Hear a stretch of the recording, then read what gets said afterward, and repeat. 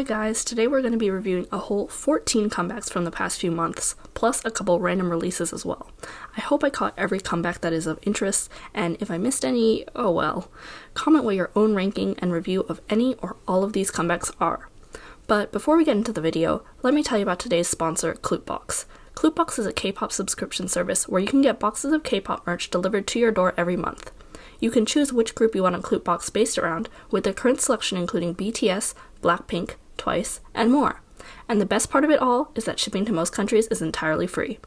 Use the link in the description or the code AXISTAN at checkout to get 5% off your order.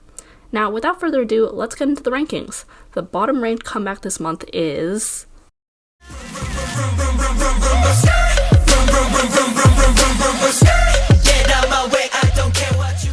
Now, I genuinely cannot pass full judgment on this song, but the reason is because I literally could not stand to listen to it more than a couple of times. It was both confusing and painful at the same time. I usually try to find a nice aspect of every comeback to talk about, even the low-ranked ones, but I cannot find it here.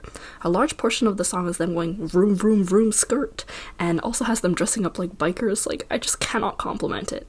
I think this actually exposes some of my own hypocrisy because I really liked Cravity's past few comebacks, and I was trying to figure out what differentiated this one to make me like it, and I couldn't come up with anything. So this is more of a me problem than a Cravity problem at this point. Just let me know what you think about this one in the comments.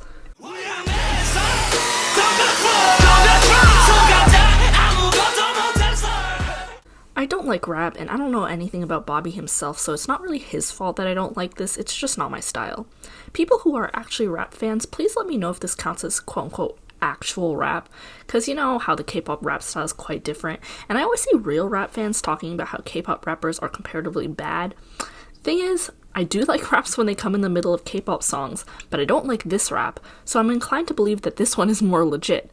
But like I said, I don't know what I'm talking about, so someone else step in the comments, please. As for the music video, I liked it. It was nothing unusual. I thought they were going to have a plot, but nope. Not much more to say about this one.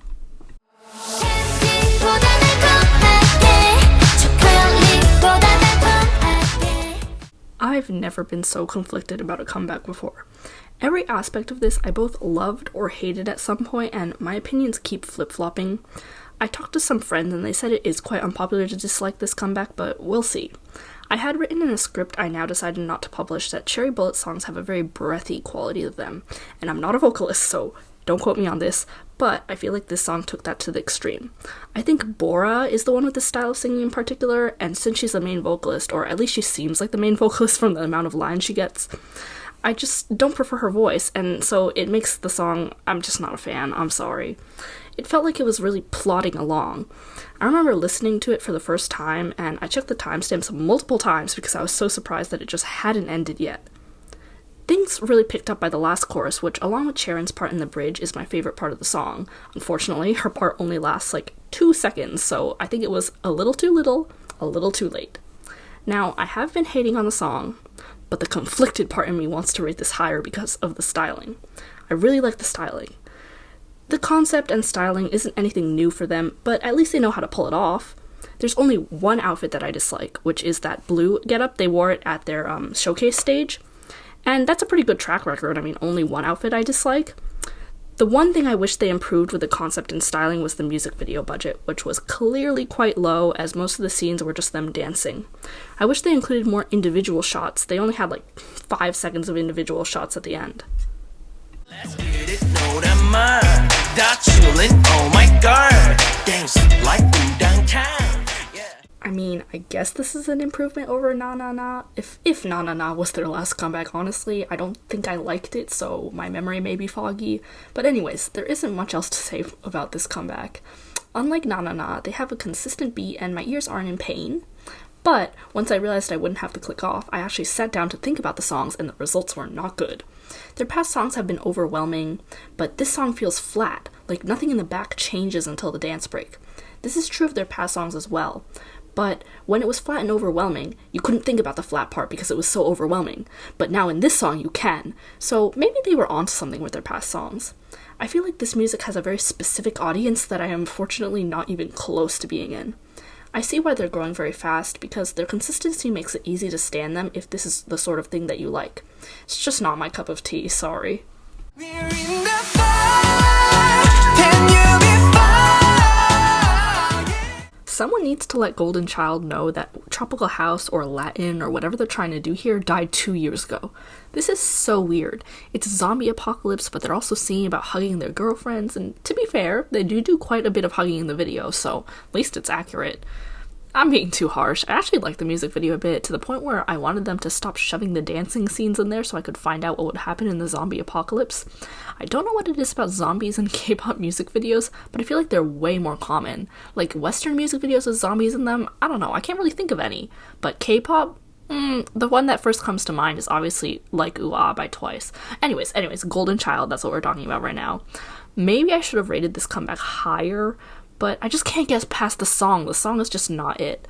Maybe they saw that everyone was going retro and were like, yeah, let's go all the way back to 3 years ago.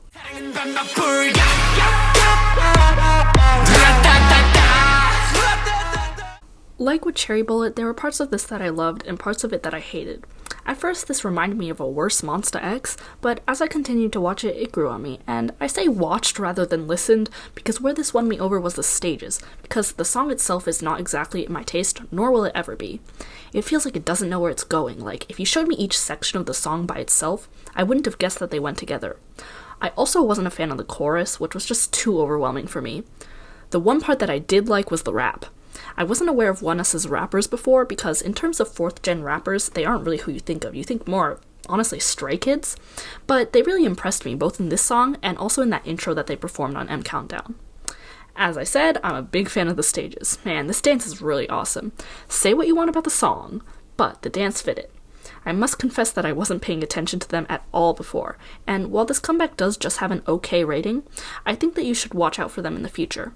If anyone has any sales stats on them, I'd be very curious to see them, especially to see if they got a boost from being on Road to Kingdom.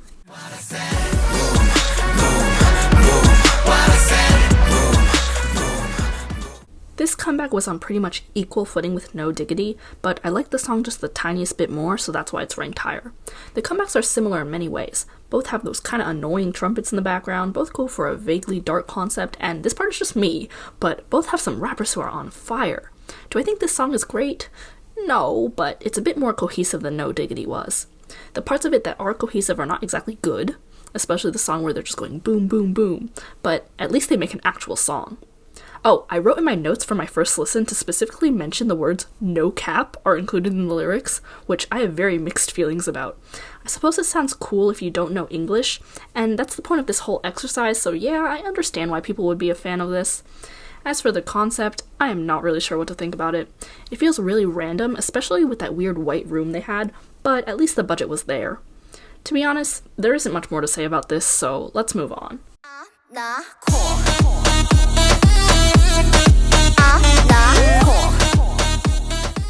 This comeback was very different from everyone else in this ranking, but for Hyuna, it was pretty classic.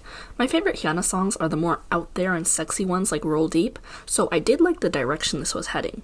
Like, it was absolutely wild, almost to the point where it hurt my eyes, but that's exactly what they were going for, so I think it's a good thing in this case. I love the many different outfits she had, they somehow all fit together. Same goes for the makeup. I love me some distinctive makeup. I hope that in the future, K-pop makeup artists take more risks rather than that one eyeshadow combo, like this sort of like brownish one they always use. But anyways, the styling was great. The reason this is relatively low is because the song is just not my cup of tea. It was obnoxious, even more so than her past songs. She repeats "I'm not cool" with that loud siren noise like 3 times within a single chorus, and halfway through the song I was like, man, I want to click off, but I can't because it's Hyuna, and so I had to tough it out. Flower Shower seemed to be a safe song when I first heard it, and then this one is the exact opposite, but not in a good way. I will be watching the performances of this, just because I love Hyuna's performances. I just hope I'll be able to bear the song long enough to do that. You're my celebrity.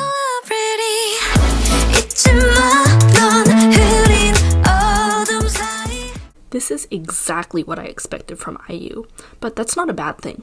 IU's music is perfect for when it's late at night and you just want to fall asleep, but then you need to keep yourself up, so you bop to something that is just upbeat enough to keep you moving, but not so much that you wouldn't feel sleepy anymore.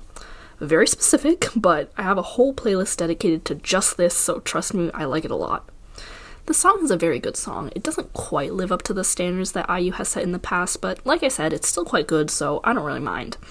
I wish it had an entirely vocal chorus as opposed to just the first half, but at least the drop that she did have wasn't annoying and kept with her style. My favorite part is the pre-chorus, which is the part that channels that calm vibe that I mentioned the best. I don't think there's much to say about the styling or anything, since I don't think that's what IU sets out to advertise, and anyways, it's not great. It's quite random, I don't see a theme at all. But I'm not going to hold it against her the way that I would a regular K-pop group, because it's IU, and I think the message of the music video takes precedence over cohesive styling. I really liked the part where she looked at herself through the window. Like, I don't know, it felt very introspective of her.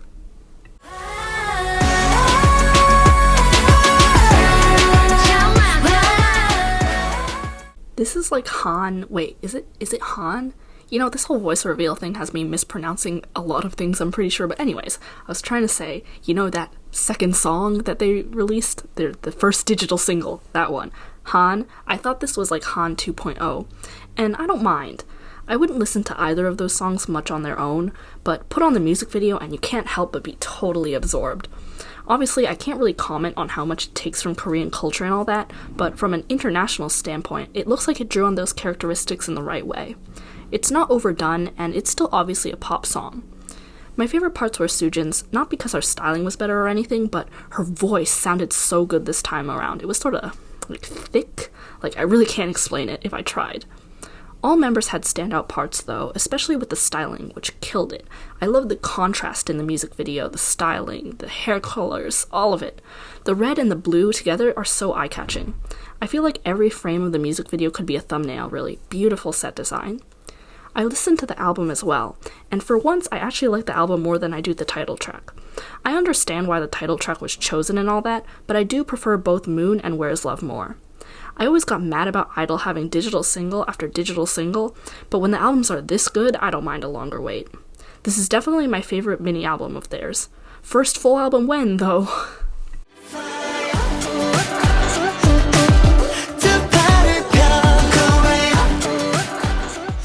This was fresh and different, I like it. It feels like if Boy Was Love was mixed with an IU song, which probably feels like a ridiculous comparison to make, but I truly feel this way in my heart. If you watched my November review, you'll know that I ranked their last comeback, Salute, quite low, and I think I was justified in that, but this one is ranking higher because they totally turned it around. This song is happy and cheers me up, but not in a way that would make me forget that I was sad, if you know what I mean. Like, if I listened to an Itzy song to cheer up, I would be hit with a short-lasting wave of positivity, but this song takes it slow and has a long-lasting effect instead. I read that a member composed it too, correct me if I'm wrong, but that would be really cool, and I'm pretty impressed if that's true. It's boy group comebacks like this that really come out of nowhere. I always get comments that I'm biased against boy groups, and don't get me wrong, I am. I'm sorry, I am. But that just means that boy groups that do get this high are next level good. I was watching AB6. You pronounce it like AB6, right? That's such a weird name. Names just get weirder and weirder, I'm sorry. Anyways, I was watching this group back when they debuted, because their debut song is actually one of my favorite boy group songs. But then they fell off soon after, they changed their style, I'm pretty sure. Salute was definitely a departure. But this comeback, I hope it's a sign that they're getting strong again. I only have hope for the future.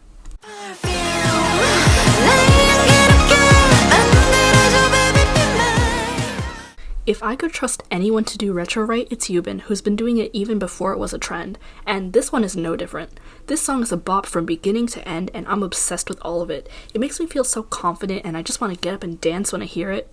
I listened to it as I wrote this script, and I could barely get any writing done because I kept stopping to dance. Seriously, people need to pay more attention to this. If I didn't have copyright problems, I swear I would put this whole song on for you right now, because you have to hear it. I'm literally not kidding. The only shortfall of this comeback is really the concept and styling, which are truly all over the place. I was about to dock them for not totally screaming retro, but unlike everyone else who's just hopping on the trend, Yubin has been doing this style of song for so long that I think it's basically her brand. So any concept and styling that she does will still be iconic and retro related, even though it doesn't use those tropes you see on every other group these days. I swear, I cannot get enough of this. It's a shame that Yubin isn't more popular, because I could see this being a big hit if more people just knew about it. I loved it on first listen, and that hasn't changed a bit. Go listen to it right now, you fools.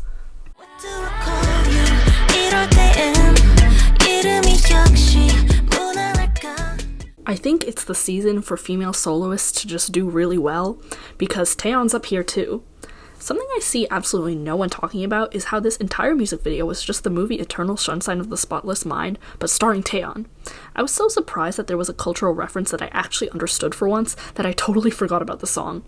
It's a pretty good movie. I'm not sure if I can put footage of it in here without getting copyrighted, but if you're seeing it now on your screen, clearly I succeeded. But if you're not seeing it, just know I had a fight with the copyright gods.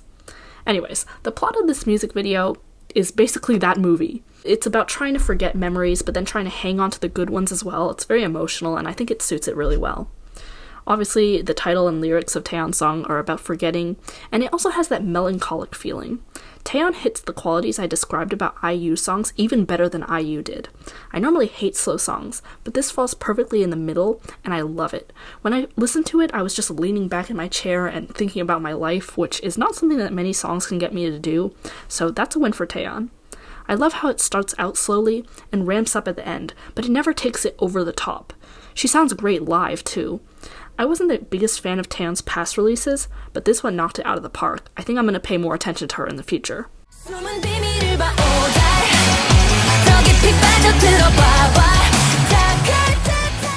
I'm next level impressed by this comeback. Dreamcatcher's style of music has never been my favorite, and that holds true here, but I think that they made up for it in other areas. I've always liked the concept they have, and this one's no exception. I often feel like other girl groups try to go dark just to see how it will go over with their fanbase, and then they'll go back to whatever they were doing before. But Dreamcatcher is different because their fanbase is here for this exact reason. No fooling around with the concept, they jump right into the deep end. And then you would think that such a dark concept has its limitations. However, Dreamcatcher's concepts from comeback to comeback are differentiable anyways. Very impressive. If I had to compare this one with their comebacks from the past year, I would say that this is better than Scream, but Boca edged it out by just a little bit.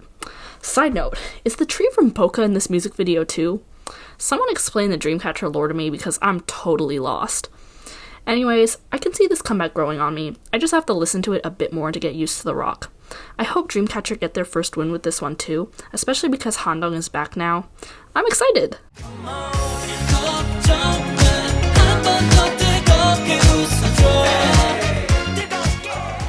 I'm pretty sure this is the highest a boy group has ever ranked in one of these videos. I think the highest rank before was BTS's Dynamite, which got either a 3 or a 4, but as you can see, this one is number 2, and it's for a reason.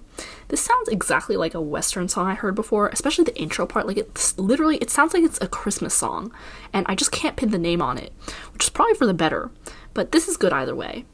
This song makes me so happy, and like I said, there's a difference between songs that make you happy overwhelmingly and songs that cheer you up more gradually, and this song is one that strikes that balance perfectly. It helps that the lyrics go, "Cheer up, you'll shine brighter if you smile." I was listening to this earlier, and I got distracted from my homework because I got up and bopped to the song. You know it's good when you don't even need to know the dance to get up and dance, you just do it because you feel like it. My Treasure is definitely the best Treasure release by far. My ranking of their comebacks is currently My Treasure first, then Boy, I Love You, and is last. Like, that one, you can watch my November video to see how I feel about that. But yeah, they sort of fell off with their first few comebacks, but I'm starting to like them more now. It's really impressive that they've managed to squeeze so many promotions in such a short period of time. You would think that they would be a couple of years old by these numbers, but nope. I'm glad that they took a different direction with this comeback, because before, I felt like they were getting into a rut. I just really like this one, and I hope they do more upbeat stuff in the future. Now, before I show you the top ranked comeback, I'm going to try a new segment, which is a speed review of some releases that are not quite comebacks, but I wanted to talk about them. I'm just trying this now, so just let me know what you think. There are always things that I want to review, like Japanese releases and stuff, but they don't really count as, like, comebacks, like full comebacks, so this is going to be my chance to review it, so let's start.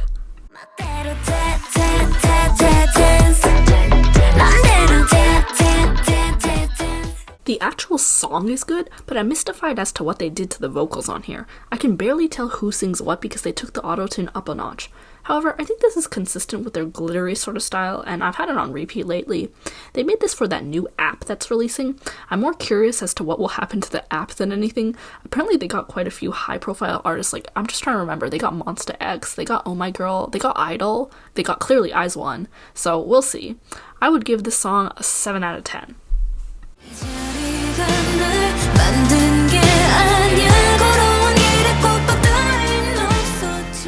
Throughout this video, I've been talking about how various slow songs are exceptions to my rule of generally not liking slow songs, but this one is not. It plods, and normally songs would make up for this in emotion, but I felt absolutely nothing while listening to this. The only thing I liked about this song is that it showcases the variety that I assume will be in her album.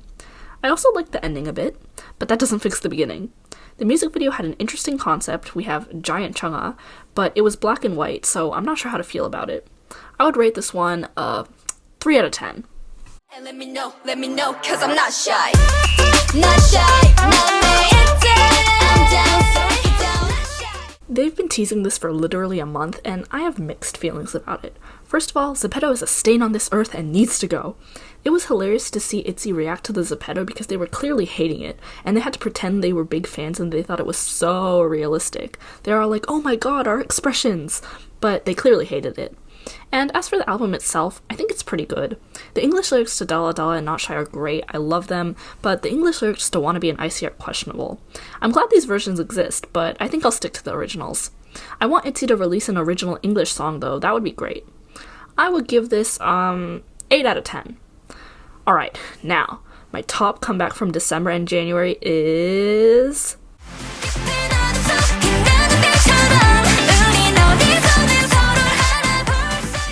Come on, you can't say that you didn't expect this.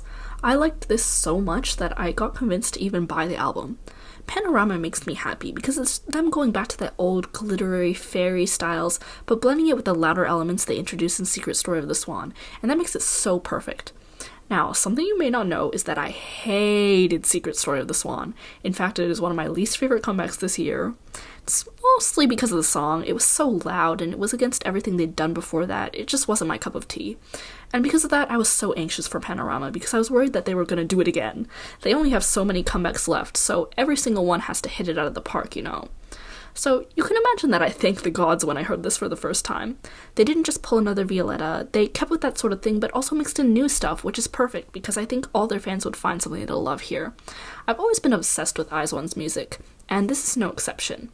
And then we've also got the mini album, which contains the masterpiece that is Sequence. Sequence is an even better song than Panorama, and even though it doesn't fit their sound as much, I'm glad that they decided to promote it.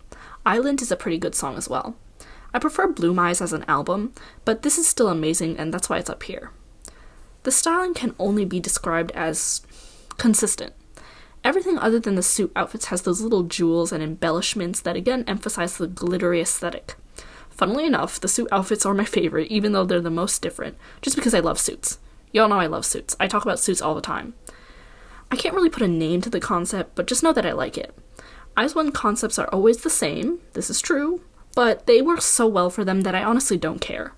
Knowing that we only have a little time left with IZ*ONE makes each comeback that much more special. The standards are through the roof, truly, but every time they hit it. I think they have one comeback left before they disband, and I'm really excited to see what it will be like. I hope they do something similar to this. And with that, that is all the comebacks we're going to be reviewing today. In the comments, leave your own thoughts and rankings of these comebacks.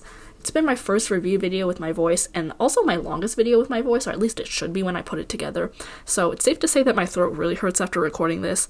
Let me know what you think about it. Do you want background music? Do you not want background music? I keep asking you for feedback about my voice, but I swear, I really need it. Like, I really need it.